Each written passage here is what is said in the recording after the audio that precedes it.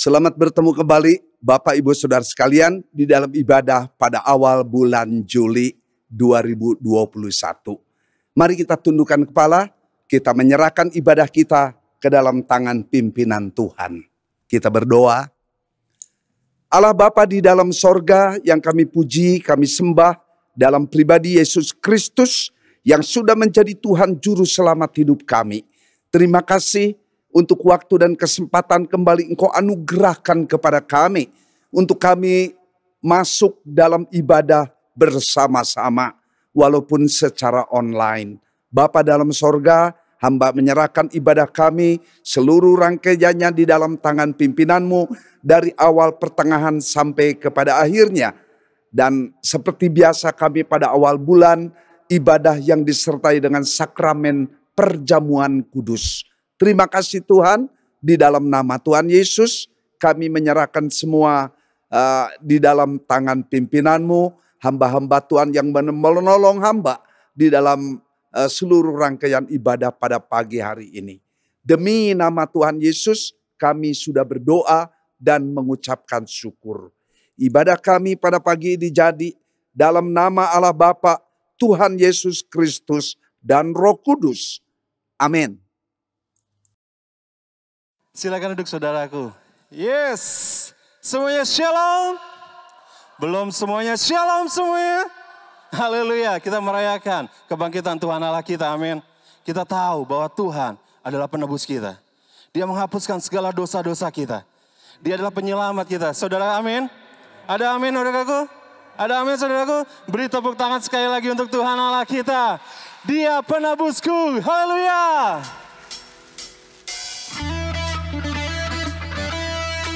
Mari bertepuk tangan bersama-sama.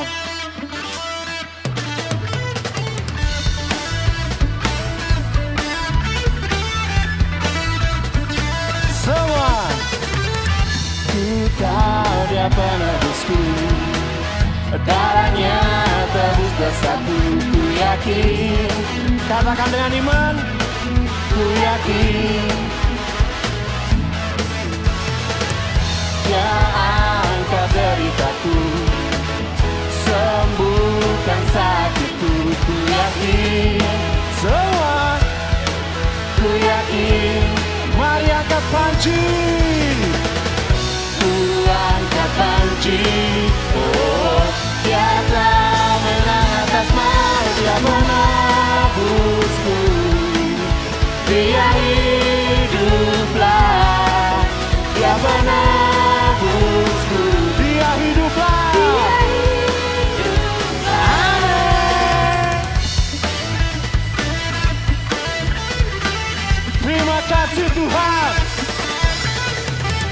Ku tahu Dia penolongku, darahnya tebus dosaku. Ku yakin, katakan. Ku yakin, Dia angkat deritaku, sembuhkan. Ku yakin, ku yakin. Kami angkat panji Tuhan. Ku angkat panji. Oh, Dia telah menang atas maut, Dia penebusku. Dia hidup, Dia penebusku. Dia hidup. Lagi-lagi katakan, Dia penebusku. Dia hiduplah, Dia penebusku. Semua jemaat katakan, Dia penebusku. Come on. Dia penebus, Dia hidup. Semua bangkit berdiri. Wow. Busku, Dia hiduplah, Dia menebusku. Dia hiduplah.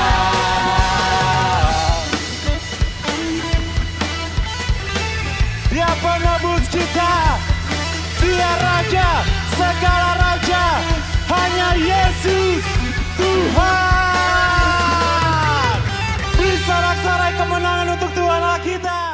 anggur baru tercurah untuk kita semua.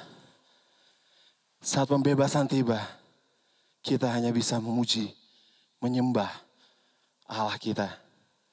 Hanya Dia satu-satunya yang patut kita sembah. Tidak ada Allah lain selain Allah kita. Ya ini Tuhan Yesus. Biarlah semua yang keluar dari hati kami, terucap di mulut kami, adalah untuk memuji, menyembah Engkau. Dan biarlah segala sesuatu ini menjadi persembahan yang kudus di hadapan-Mu Bapa. Dan ini kami ingin memberikan yang terbaik bagi Engkau Tuhan Yesus. Hanya Engkau yang termanis Bapa.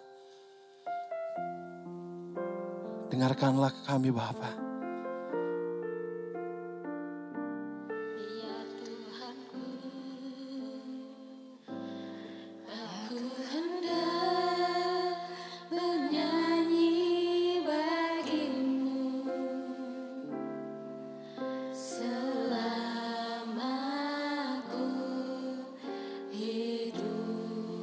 Katakan, aku hendak bermazmur bagimu Bapa.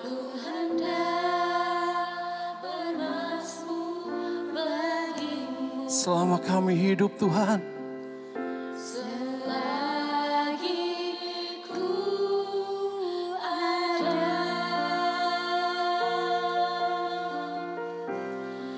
Inilah yang ku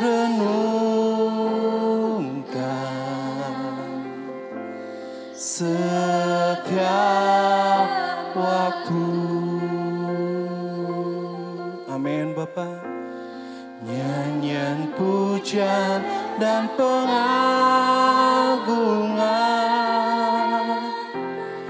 kepadamu.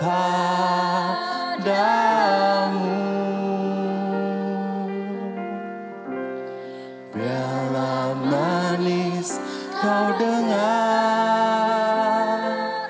Tuhan, manis kau dengar Tuhan, dan hatiku bersuka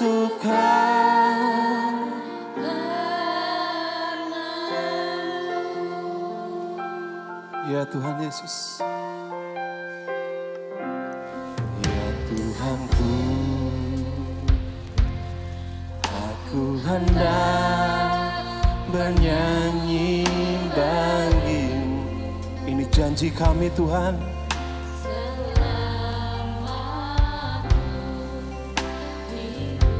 Oh ya Allahku,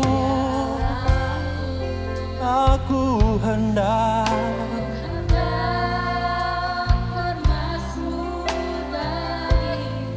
selama ku ada.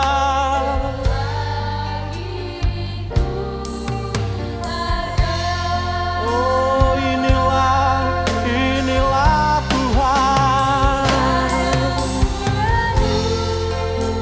Engkau setiap waktu. Hanya nyanyian, hanya pujian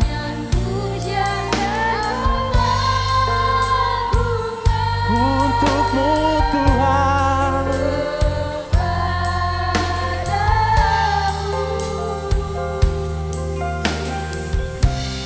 Dalam manis kau dengar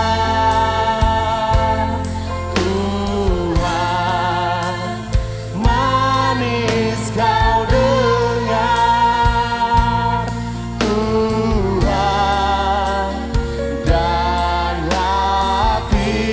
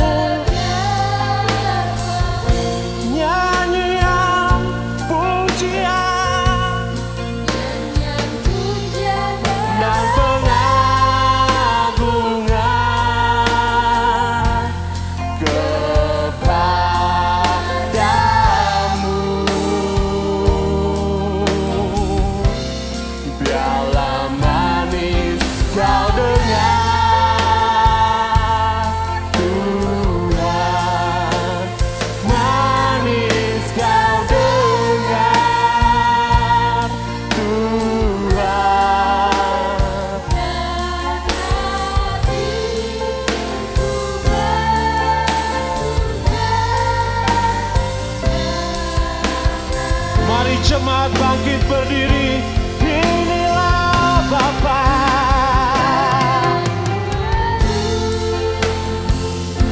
Oh, setiap waktu nyanyian pujian dan pengagungan kepadamu.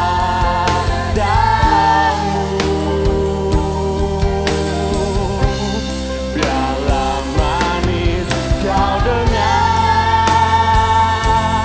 Tuhan, manis kau dengar Tuhan, dan hatiku bersuka karenamu.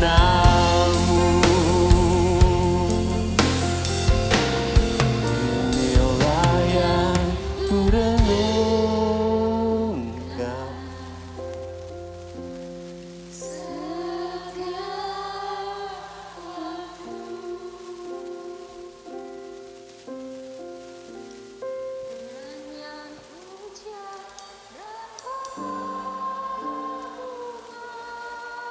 Hanya kepadamu Tuhan.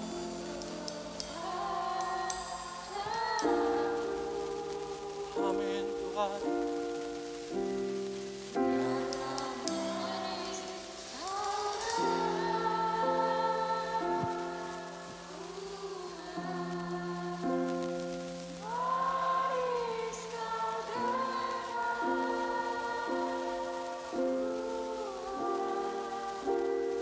Dan hatiku bersuka karenamu. Inilah yang kurenungkan Bapa. Inilah kami angkat tangan kami.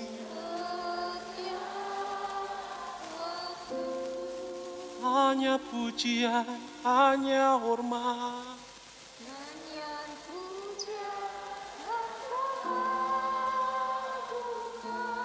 Hanya padamu Tuhan.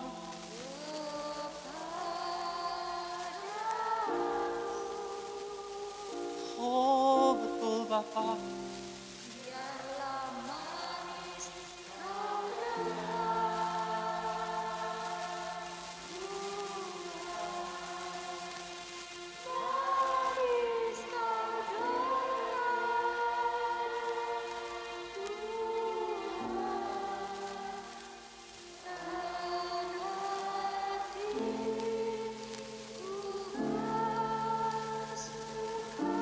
Dan hatiku bersuka padamu, dan hatiku bersuka Bapa, dan hatiku bersuka padamu, dan hatiku bersuka, dan hatiku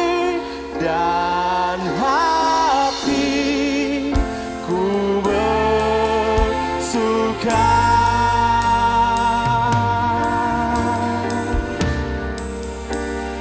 padamu.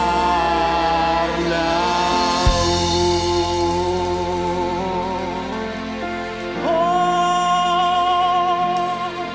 hati kami bersuka Tuhan, hati kami bersuka Bapa, hanya karenamu Tuhan, Allah yang hidup, Allah yang kekal, Bapa. Oh Tuhan Yesus. Firman Tuhan pada pagi ini terambil dari Amsal 10 ayat 9. Amsal 10 ayat 9, pendek sekali, katakan demikian. Siapa bersih kelakuannya, aman jalannya. Tetapi siapa berliku-liku jalannya, akan diketahui. Sekali lagi, Amsal 10 ayat 9, siapa bersih kelakuannya, aman jalannya. Tetapi siapa berliku-liku jalannya, akan diketahui. Amin. Demikianlah firman Tuhan. Bapak Ibu Saudara sekalian, selama 71 tahun ini saya diizinkan hidup dalam dunia ini. Saya belajar tentang hal apa ini? Berbagai macam filosofi, berbagai macam ideologi, berbagai macam cetusan-cetusan yang untuk menyikapi hidup ini sehingga bisa dijadikan landasan hidup yang lebih baik. Namun realitanya juga tidak sedikit yang menyangkal tentang ideologi-ideologi tertentu. Ya, filsafat-filsafat tertentu, demikian juga cetusan-cetusan yang pernah dicetuskan oleh orang-orang yang Tuhan berikan mungkin hikmat akabudi, walaupun tidak selalu itu cetusannya di dalam garis kehendak Tuhan. Nah, firman Tuhan di atas mengingatkan kepada kita semua sebagai insan di dunia yang sedang berjuang mempertahankan hidup ini, memang memerlukan pegangan hidup yang bisa memberikan rasa aman, memberikan rasa tenang, memberikan rasa tentram, adanya kenyamanan, baik secara pribadi maupun di dalam keluarga atau lingkungan kita. Bahkan khususnya secara global, itu untuk keamanan bangsa dan negara dan dunia ini di mana kita tinggal. Oleh karena itu, kita sebagai orang yang percaya kepada Yesus Kristus sebagai Tuhan, sebagai juru selamat hidup kita ini, maka mari kita back to Bible. Kembali kepada kebenaran-kebenaran firman Allah yang bisa menjadi pegangan. Bukan mudah-mudahan, melainkan memberikan satu assurance, satu kepastian yang kita bisa praktekkan di dalam kehidupan kita. Ada 2-3 hal yang ingin saya sampaikan. Yang pertama, tentang apa itu? Hidup ini tabur tuai. Atau dalam bahasa Indonesia dikatakan hidup ini ada sebab akibat. Kalau kita begini, nanti akan begitu. Kalau kita melakukan begitu, nanti akan begini. Ada sebab akibat, ada satu korelasi, satu kepada yang lainnya berhubungan erat.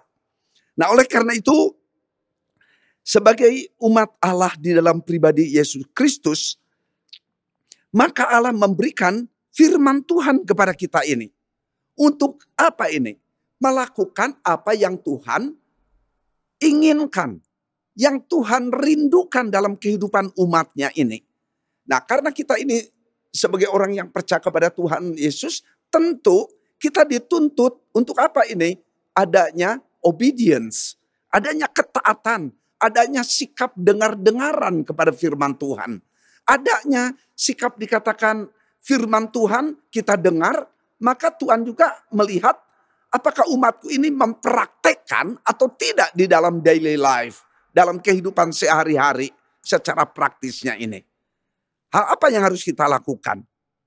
Yaitu yang pertama, kalau hidup ini ada hukum tabur tuai, maka mari kita di dalam pergaulan kita membawa hati yang suci, hati yang lurus, hati yang murni. Ini artinya menggarisbawahi hidup kita ini ditekankan kepada motivasi yang benar. Karena kita mempraktekkan firman Tuhan.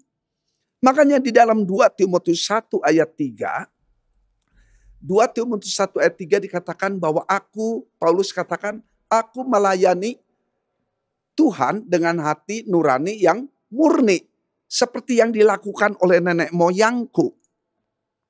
Jadi kita di dalam pergaulan hidup sehari-hari ini, maka kita membawa hati yang benar.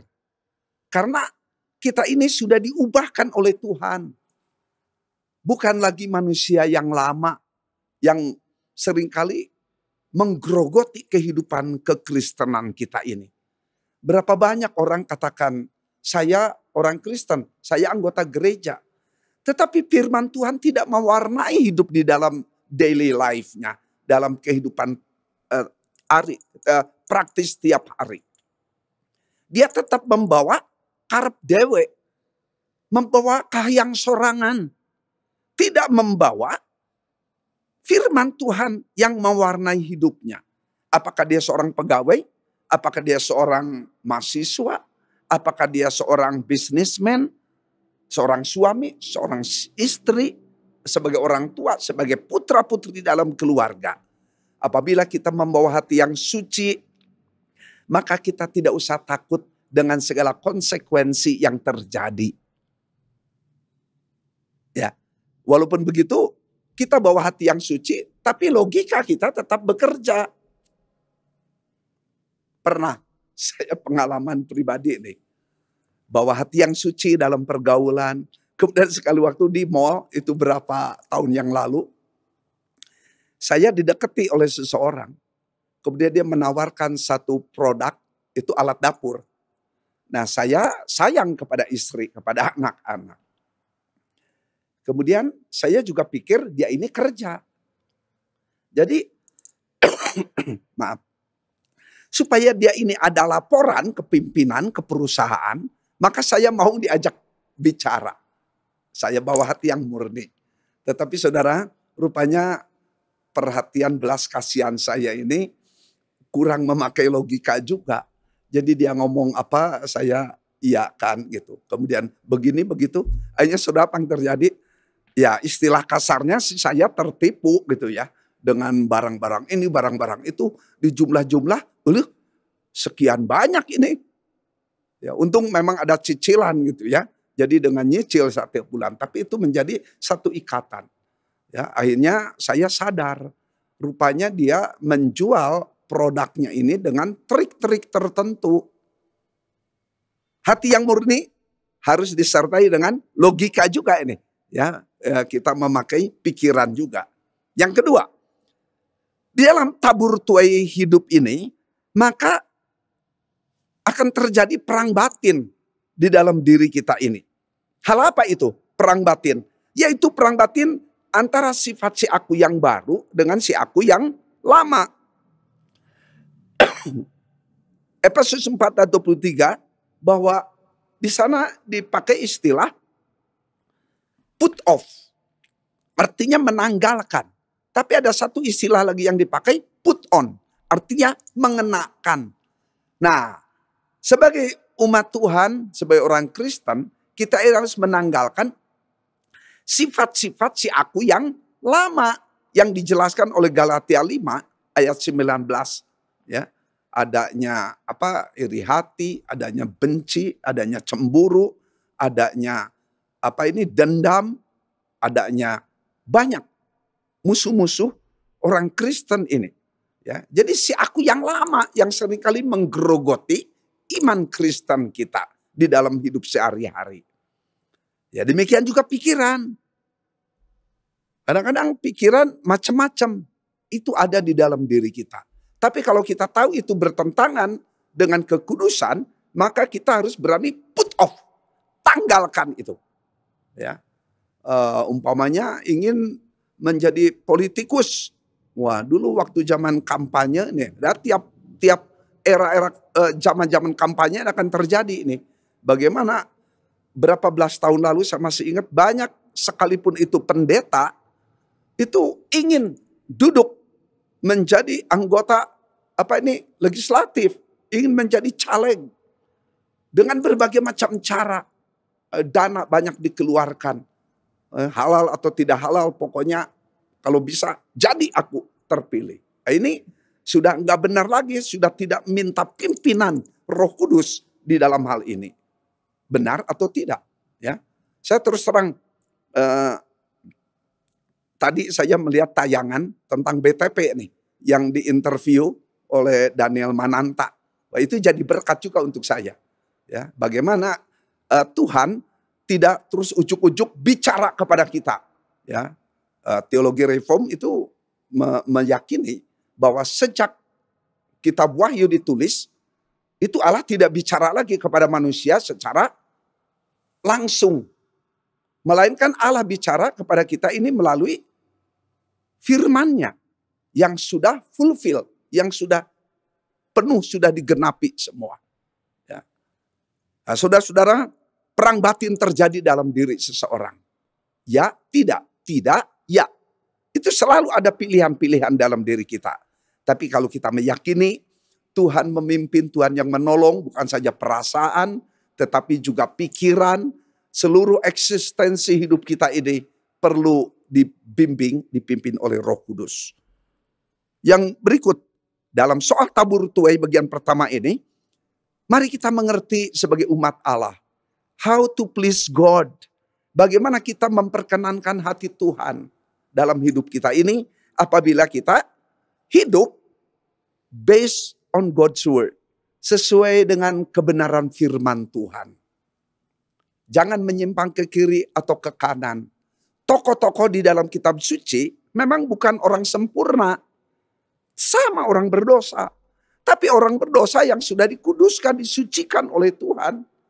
Sehingga waktu Allah melihat sikap orang-orang tertentu ini yang dipilih, maka kemudian Allah memperhitungkan sikapnya itu menjadi satu truth. Menjadi satu kebenaran.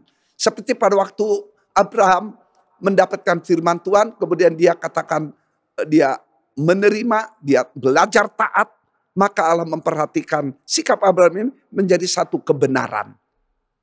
Nah, demikian juga dengan kita ini, kalau kita terima kebenaran firman Allah dalam ibadah, di dalam saat teduh kita masing-masing, kemudian kita terima firman Tuhan itu, Allah di sorga boleh melihat sikap kita ini menjadi satu kebenaran di hadapannya. Puji Tuhan. Apabila kita belajar taat kepada firman Tuhan, kita obey, kita taat, kita menurut, kita dengar-dengaran, maka masa depan kita ini dibukakan oleh Tuhan. Kalau apabila saya mengevaluasi hidup saya juga, ya, ada teman-teman saya yang hidup sekarang mendatangkan miliaran keuntungan dalam hidupnya. Tetapi di luar Tuhan. Ada 3-4 anaknya, 3 studi di Amerika. Wah, kaya dia, karena dia punya kapal. Bahkan dulu saya dengar dia kapten di satu kapal. Tapi kemudian dia keluar dari pekerjaan, kemudian dia usaha sendiri. Bagaimana berkat Tuhan secara umum itu ada dalam kehidupannya. Dan rumahnya di mana dia? Di Cibubur, saudara. Wah, rumah gedung. Ya, dia enggak seiman dengan saya. Tapi saya melihat berkatnya begitu luas. Jadi waktu reuni saya bertemu dengan dia. Pada dulu waktu SMA dia cowboy, belajar tidak serius. Tapi berkat umum itu Tuhan anugerahkan. Ya, disebut rezeki itu. Kemudian saya juga melihat kepada diri sendiri. Kalau saya sebagai umat Tuhan, begini keadaannya sederhana. Tetapi dari relung hati yang terdalam, saya mengucap syukur kepada Tuhan. Penghiburan untuk saya sendiri dari firman Tuhan. Apa gunanya seseorang memperoleh segenap isi dunia, tapi jiwanya binasa? Puji Tuhan. Allah berkenan kepada umatnya yang hidup maju terus dalam iman kepada Yesus Kristus, sambil melakukan kebenaran-kebenarannya. Karena itulah yang menjadi kehendaknya. Dan dia tidak pernah berhutang kepada seorang pun. Ya, apabila umatnya belajar taat kepada perintah-perintah Tuhan. Itu poin yang pertama, hidup tabur tuai. Apakah kita mau menabur kebenaran, maka kita menuai kebenaran. Apakah kita menabur ketidakbenaran, akhirnya kita menuai ketidakbenaran. Jangan, sebagai umat Tuhan, tabur hal-hal yang sesuai dengan kehendak Allah. Kita akan menuai pada satu hari kelak nanti. Yang kedua, yaitu bicara soal apa ini? Dari firman Tuhan di atas, siapa bersih kelakuannya, aman jalannya. Aman jalannya artinya Tuhan boleh memberkati Bapak, Ibu, Saudara, dan saya sekalian. Ya, saya melihat banyak orang-orang di dalam Kristus yang belajar hidup taat kepada perintahnya. Maka ia diberkati secara jasmani, tetapi juga secara rohani.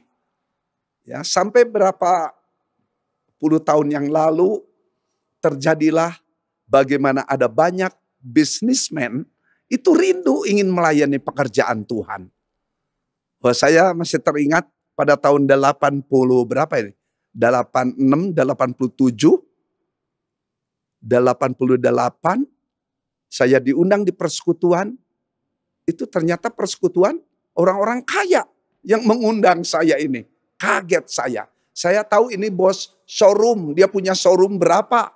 Saya tahu dia ini bos kapas, dia punya pemintalan cukup besar. Oh, saya tahu dia bos tekstil. Oh, saya tahu dia dealer dia. Tetapi kemudian saya melihat dia membawa baki, saudara. Waktu itu belum begitu mengglobal itu tentang minuman di cup itu ya, minuman-minum tertentu. Masih minum teh di gelas. Tapi kemudian saya lihat, aduh ini, bos itu.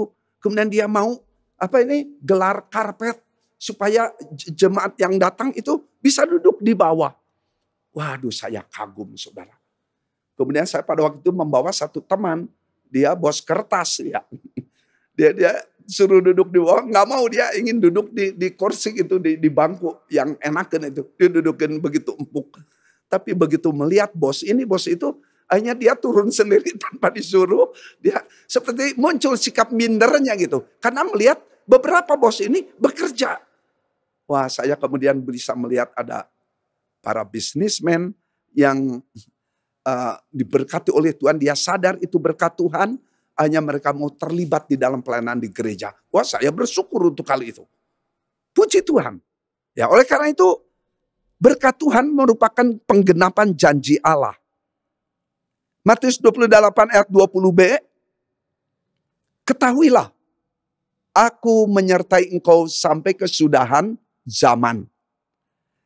Ini bicara soal kehadiran. Soal penyertaan Tuhan dalam kehidupan kita ini. Mari yakinlah Bapak Ibu Saudara sekalian, walaupun kita ada di dalam situasi sulit, yakinlah Allah hadir. Yakinlah Allah beserta dengan Bapak Ibu Saudara dan saya sekalian. Ya, walaupun tidak terlihat ngebelegedeg oleh mata jasmani kita ini. Tapi mari kita yakini melalui iman yang Tuhan anugerahkan, Allah hadir. Hidup kita ini sementara di dunia ini. Berapa banyak anak-anak Tuhan juga Tuhan panggil dalam suasana pandemik ini. Ya puji Tuhan, kalau memang udah waktunya tiba. Sampai berapa lama kita hidup dalam dunia ini? Paling lama nih 90 tahun sampai 1 abad. Sudah jarang sekarang orang melewati 1 abad. Ada sih ada, tapi sudah jarang sekali. Kita di gereja, saya dalam keluarga, mama mertua saya sudah usia 92 sekarang. Ya, masih kuat dia. Bahkan baca nggak pakai kacamata dia. Luar biasa ini berkat Tuhan. Saya juga punya anggota jemaat sekarang kepala 9 usianya. Oh, itu berkat Tuhan. Bahwa orang tua ini masih diizinkan oleh Tuhan hadir di dalam keluarga, dalam rumah tangga. Janji Tuhan digenapi. Yang berikut, berkat Allah ini hal apa lagi nih? Yaitu tentang adanya kepastian keselamatan yang hanya ada di dalam Yesus. Dalam Yohanes 14 ayat 6, akulah jalan, akulah kebenaran, akulah hidup. Ada banyak yang disangka orang jalannya ini, itu. Tetapi tidak memberikan kepastian bahwa pada ujungnya nanti adalah hidup kekal. Hanya sampai kepada tingkat mudah-mudahan. Kalau nanti meninggal, engkau diselamatkan. Kalau tidak, ya itu kehendaknya, itu sudah takdir. Tidak. Allah kita di dalam Yesus bukan Allah seperti itu. Allah kita di dalam Yesus Allah yang memberikan kepastian. Sejak Bapak, Ibu, Saudara, dan saya masih hidup dalam dunia fana ini. Oleh karena itu, kita beruntung betul loh mengenal Yesus secara pribadi. Sekarang saya melihat di dunia ini bergelombang orang datang kepada Tuhan Yesus. Peristiwa terpaparnya India kena COVID-19, banyak yang kecewa. Patung-patung itu dibuang ke Sungai Gangga dan mereka berpaling kepada Kristus. Pandemi COVID bukan kehendak Tuhan, tapi bisa dijadikan oleh Tuhan untuk membawa orang datang kepada Tuhan Yesus. Puji Tuhan. Kalau saudara lihat di YouTube juga sekarang ini ada banyak orang-orang non-Kristen, dia katakan saya menjalankan agama, syariat agama saya begini begitu, tetapi tidak memberikan ketenangan bahkan ketakutan. Akhirnya mereka beralih, puji Tuhan, tapi tidak gampang. Ia harus pikul salib masing-masing. Bukan salib Kristus, salibnya harus dia pikul. Tetapi dia katakan damai sejahtera Allah menguasai hati pikiran seluruh keberadaannya. Puji Tuhan. Saudara, itu berkat Tuhan. Ya, oleh karena itu kepastian keselamatan diwujudkan bukan nanti, tapi kepastian keselamatan ditentukan sekarang ini. Sejak saya bertobat terima Tuhan Yesus sebagai Tuhan Juru Selamat pribadi tahun 67, kemudian saya dibaptis, maka nama saya sudah ada di dalam kitab kehidupan. Kapan Bapak, Ibu, dan Saudara bertobat terima Tuhan Yesus? Yakin bahwa namamu sudah ada di dalam kitab kehidupan? Kalau belum, kapan lagi mau percaya Tuhan Yesus? Saya melihat tayangan Billy Graham waktu dia khotbah tahun berapa ini? 47, 52, tahun 55 di Madison Square Garden. Waduh, saya diberkati. Tiap kali dia sampaikan firman Tuhan dalam KKR, langsung dia menghadap ke kamera. Bagi Bapak, Ibu, Saudara yang ada di rumah mendengarkan firman Tuhan hari ini, open your heart. Receive Jesus Christ as your personal Savior. Buka hati, terima Yesus sebagai Tuhan Juru Selamat pribadi. Luar biasa nih. Demikian juga saya melihat tayangan Joel Osteen. Selalu dia tantang orang. Untuk apa? Terima Yesus sebagai Tuhan Juru Selamat pribadi. Kita yang sudah terima Yesus sebagai Tuhan Juru Selamat pribadi, mungkin tahun lalu, 5 tahun lalu, mungkin 20 tahun yang lalu, 40 tahun yang lalu, puji Tuhan. Namamu sudah ada di dalam kitab kehidupan. Puji Tuhan. Yang ketiga, yang terakhir, peringatan. Apa ini peringatan ini? Tetapi siapa berliku-liku jalannya akan diketahui. Ini orang-orang yang demikian ini keamanannya terancam. Karena apa? Hidupnya tidak taat kepada firman Tuhan. Hidupnya tidak benar. Maka ia tidak akan merasa aman. Dia tidak akan nyaman. Dia tidak akan tentram. Mengapa? Bagian akhir ayat ini merupakan satu warning bagi umatnya yang hidup sebaliknya. Hidup yang tidak taat kepada perintah Tuhan. Mungkin karena kebutuhan pribadi. Mungkin karena materi. Atau mungkin juga karena pujian, tepuk tangan. Ini bagi para artis mungkin. Ya, karena dipuji, ditepuk tanganin. Sampai dia rela menjual Yesus. Mungkin karena cinta. Pemuda-pemudi hati-hati nih. Gara-gara cinta rela jual Yesus. Itu banyak ya kehidupan artis. Karena posisi, karena pangkat. Ini kalimatnya positif, dare to sacrifice. Tetapi bukan untuk Tuhan, melainkan untuk diri sendiri. Sehingga rela mengorbankan apapun. Apalagi yang begitu berharga, kepastian keselamatan dalam Tuhan. Ya, demikian juga mengapa orang tidak taat kepada kebenaran firman Tuhan? Mungkin karena ideologi atau karena kepercayaan yang lain. Rela sekalipun dia mati. Saya sedih. Ya di Papua banyak itu para pejabat yang hanya rela jual Yesus demi jabatan. Saya sedih. Tetapi apa istilahnya orang Jawa katakan? Gusti mboten sare. Allah itu tidak pernah tidur. God never sleeps. Ya. Tidak taat kepada firman Tuhan, ya lihat nanti akan terjadi sesuatu. Tapi berbahagialah orang yang taat kepada firman Tuhan. Oleh karena itu kebinasaan, maut. Apa itu maut? Maut artinya binasa kekal. Bukan saja kematian nanti pada waktu ia menghembuskan napas terakhir.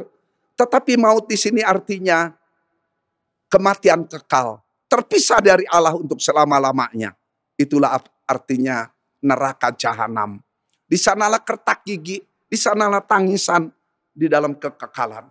Tapi berbahagialah Bapak, Ibu, Saudara yang belajar tetap setia kepada Tuhan, maka Tuhan bukakan kepada kita segala kemuliaannya. Memberikan kebahagiaan, memberikan sukacita. Tetapi orang yang jalannya liku-liku, hidupnya tidak benar, banyak diplomasi, menutupi segala dosa kesalahannya, cepat atau lambat akan diketahui katanya sekali waktu.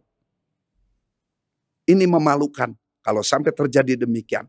Bukan saja dia yang malu, melainkan anak, istri, keluarganya dekat maupun jauh menjadi malu. Saya hampir tiap berapa bulan sekali diundang ke Sukamiskin, itu tempat koruptor ditahan. Nah, di sanalah saya mengucap syukur sebagai salah satu hamba Tuhan yang suka diundang. Nah, nanti pada tanggal berikutnya saya diundang lagi. Dulu berapa kali saya ditelepon diundang, tapi karena suasana pandemik saya juga harus menjaga diri nih, ya. Tapi sekarang saya pikir ya asal kita mendisiplinkan prokes secara ketat, Tuhan memberikan perlindungan. Puji Tuhan, saya sampaikan firman Tuhan untuk mengingatkan kepada mereka bahwa Allah itu panjang sabar. Allah itu membuka tangannya selebar mungkin. Marilah kepadaku yang letih lesu, beban berat, aku memberikan kelegaan kepadamu. Pertobatan Tuhan bukakan masih selama kita hidup dalam dunia ini.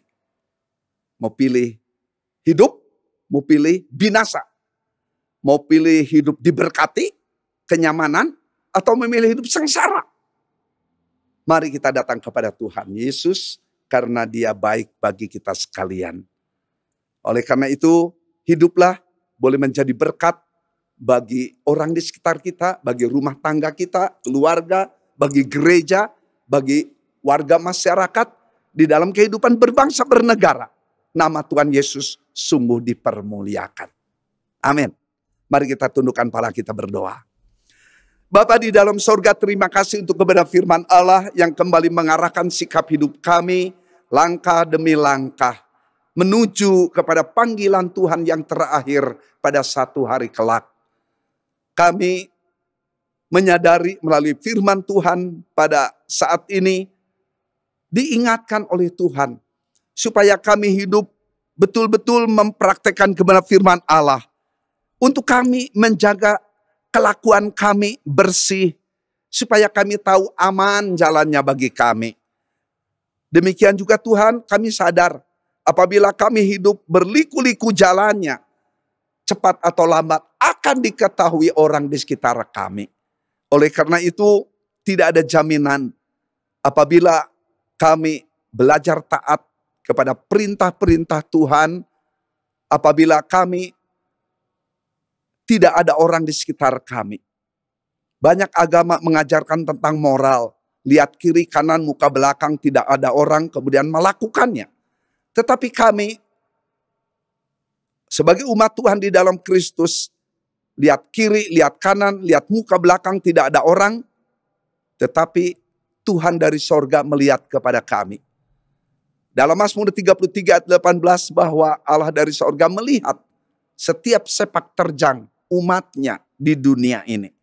Oleh karena itu Tuhan, hamba mengucap syukur untuk etika Kristen. Artinya sikap moral yang bersangkut paut dengan peranan Roh Kudus dalam kehidupan orang percaya. Terima kasih Tuhan, hamba menyerahkan semua di dalam tangan pimpinan-Mu. Sebentar kami akan menerima sakramen perjamuan kudus. Hamba mohon pimpinan-Mu dari awal sampai akhir. Demi nama Tuhan Yesus kami sudah berdoa dan mengucapkan syukur. Amin. Mari kita mempersiapkan untuk perjamuan kudus yang boleh mengingatkan Bapak Ibu Saudara sekalian di dalam kita menjadi anggota jemaat GGP Maranatha Cimahi. Puji Tuhan. Karena itu saudara-saudaraku yang kekasih, jauhilah penyembahan berhala. Aku berbicara kepadamu sebagai orang-orang yang bijaksana. Pertimbangkanlah sendiri apa yang aku katakan. Bukankah cawan pengucapan syukur yang atasnya kita ucapkan syukur adalah persekutuan dengan darah Kristus? Amin. Bukankah roti yang kita pecah-pecahkan adalah persekutuan dengan tubuh Kristus? Karena roti adalah satu, maka kita sekalipun banyak adalah satu tubuh. Karena kita semua mendapat bagian dalam roti yang satu itu. Amin. Mari kita tundukkan kepala, kita berdoa. Allah Bapa di dalam surga, terima kasih untuk ibadah kami pada hari ini. Demikian juga untuk waktu-waktu yang sudah kami lalui. Hari berganti hari, minggu berlalu minggu, tak terasa Tuhan. 1 bulan kami melewatinya. Dan kami mengucap syukur untuk berkat perlindungan Tuhan kepada kami sekalian. Melalui berkat-berkat jasmani yang Kau anugerahkan. Nasi, sayur, lauk pauk, kue, buah-buahan. Air yang Kau supply bagi kebutuhan rumah tangga kami. Udara yang kami hirup. Walaupun kami di luar rumah terpaksa harus mengenakan masker. Karena kami ingin memfungsikan secara disiplin untuk prokes kesehatan 5M ini. Bapa dalam sorga, terima kasih. Kami tetap bersyukur kehadirat Allah di dalam segala situasi yang ada. Karena itulah perintah Tuhan. Bapa dalam sorga, kami mohon pengudusan Allah untuk roti dan anggur yang melambangkan tubuh dan darah Tuhan Yesus yang diberikan bagi kami umat-Mu. Supaya kami mengenang, kami ingat, kami belajar menghayati makna perjamuan kudus bagi kami. Terima kasih Tuhan. Di dalam nama Tuhan Yesus, kami sudah berdoa dan mengucapkan syukur. Mari kita angkat roti di tangan kanan kita, tinggi di hadapan Allah yang kudus. Dan ketika mereka makan, Yesus mengambil roti, mengucap berkat, memecah-mecahkannya, lalu memberikannya kepada murid-muridnya dan berkata, ambillah, makanlah, inilah tubuhku. Mari kita makan dalam nama Tuhan Yesus.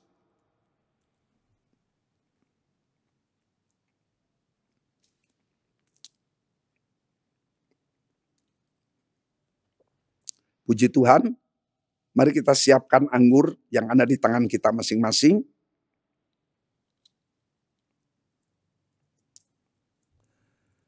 Sesudah itu, Ia mengambil cawan, mengucap syukur, lalu memberikannya kepada mereka dan berkata, minumlah kamu semua dari cawan ini, sebab inilah darahku, darah perjanjian yang ditumpahkan bagi banyak orang untuk pengampunan dosa. Mari kita minum bersama. Dalam nama Tuhan Yesus. Puji Tuhan. Haleluya. Darahnya amat kuasa, sucikan dari dosa, lepaskan segala susah, darahnya tebus saya.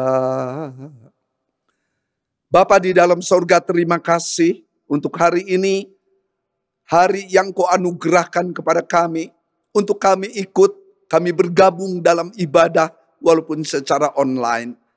Kami saat ini mendoakan untuk bangsa dan negara kami. Kami mengucap syukur untuk pemerintah melalui Satgas yang dipercayakan menjalankan segala instruksi-instruksi kepada mereka, mengawasi di lapangan. Hamba bersyukur untuk warga masyarakat yang sudah melakukan vaksinasi di berbagai daerah, sehingga jumlah sekarang udah mendekati kurang lebih 20 jutaan, menuju ke 40 juta sampai pada bulan Juli yang akan datang. Bapa dalam sorga, maka dengan vaksinasi ini, maka diharapkan bahwa faktor ekonomi, demikian juga faktor pendidikan, demikian juga faktor pekerjaan, usaha dagang, dan lain sebagainya akan kembali pulih seperti sedia kala. Hamba mohon permohonan ini kepadamu Tuhan, untuk keamanan yang boleh terjadi bangsa dan negara kami. Walaupun ada gejolak-gejolak tertentu yang terjadi, namun kami belajar tetap bersyukur bahwa pemerintah NKRI kami di bawah kepemimpinan Presiden Jokowi tetap diberikan keamanan.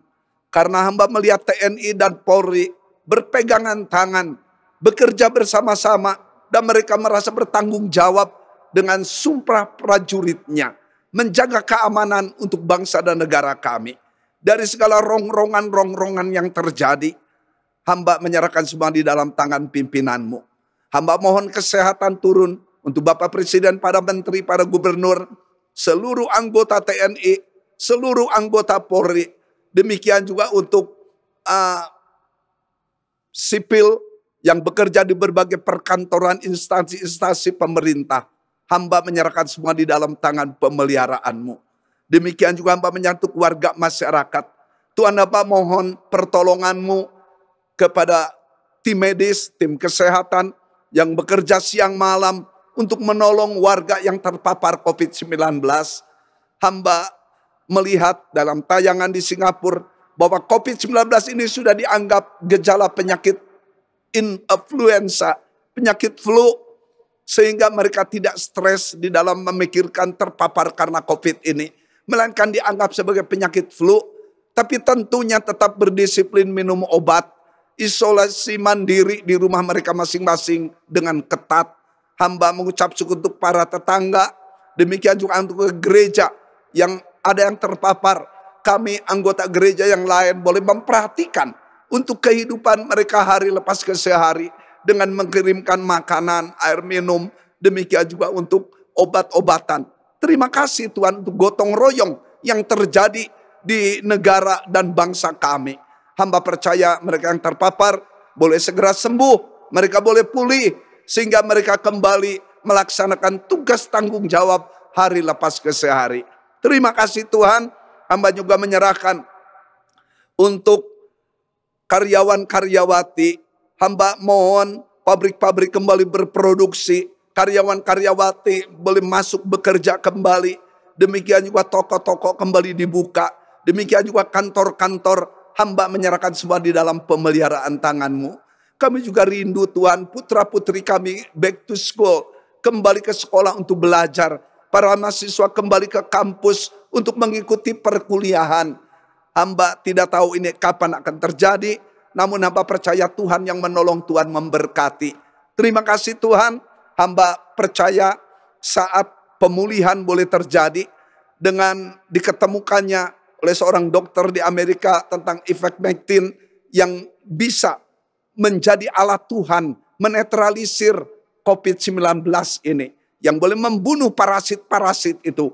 Walaupun itu sebenarnya obatnya obat ringan, semacam obat cacing, namun hamba juga bersyukur untuk BPOM yang mengizinkan edar ini, yang sekarang sedang diproduksi oleh PBF yang ada di Indonesia, supaya harganya tidak begitu tinggi. Sekarang ivermectin ini banyak dicari orang di apotek-apotek, walaupun harus dengan resep dokter. Hamba perlihat pemulihan boleh terjadi. Terima kasih Yesus untuk jawaban doa-doa kami tepat pada waktunya. Hamba juga menyerahkan untuk bangsa dan untuk GGP seluruh Indonesia yang akan memasuki sidang raya pada bulan Agustus yang akan datang. Seyogianya akan onsite, tapi karena satu dan lain hal akhirnya dibatalkan, akan dilakukan secara online. Bapa dalam sorga, biarlah ini boleh jujur di dalam pemilihan untuk ketum yang baru. Hamba percaya Tuhan yang ikut campur tangan, Tuhan yang menolong. Kami memilih, mencalonkan untuk pendeta di Kiyo STH yang akan menjadi calon maju di dalam pemilihan ketum ini Tuhan. Apabila Tuhan tidak menghendaki, tutup jalannya ke arah sana. Tapi apabila Tuhan menghendaki, hamba mohon Engkau yang membukakan jalan walaupun ada banyak rintangan, sehingga dia boleh terpilih menjadi ketum nasional GGP yang akan datang. Nama Tuhan Yesus sungguh dipermuliakan. Terima kasih Bapak. Hamba menyerahkan untuk GGP Maranatha Cimahi dalam tangan-Mu. Hamba menyerahkan untuk para majelis, para pelayan, segenap anggota jemaat kami, pria, wanita, tua, muda. Dalam nama Tuhan Yesus, hamba percaya Engkau memberikan kesehatan kepada kami sekalian. Terima kasih Bapa. Dalam nama Tuhan Yesus, kami sudah berdoa dan mengucapkan syukur.